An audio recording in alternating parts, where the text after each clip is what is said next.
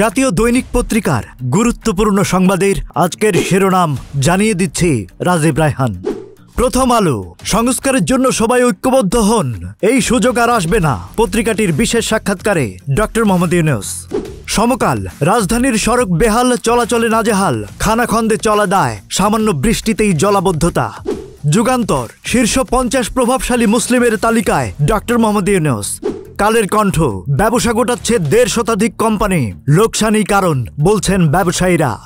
ভোরের কাগজ, সংকটে শেয়ার বাজার, আস্থা ফেরানোই চ্যালেঞ্জ, শেয়ার বাজার সংস্কারে 5 সদস্যের টাস্ক ফোর্স গঠন। আমাদের সময়, সংস্কার প্রস্তুতি জোর কদমে, কাঙ্ক্ষিত গতি ফেরাতে আরও সময় লাগবে। বাংলাদেশ প্রতিদিন, ইউনূস সরকারের 60 দিন, সবার টার্গেট 300 আসন, ছোট বড় অনেক দলেই নির্বাচনী ভাবনা। জনকণ্ঠ, সর্বজনীন স্বাস্থ্যসেবা নিশ্চিতে আসছে মেগা কর্মসূচি, মোট ব্যয় 1,06,100 কোটি, উন্নয়ন সহযোগীরা দেবে 25,414 কোটি টাকা। সংবাদ, গভীর সমুদ্র বন্দরের ব্যয় বাড়ানো হলো 6,573 কোটি টাকা, সবাই ভিসি হতে চায়, আবেদন 500, জানালেন উপদেষ্টা।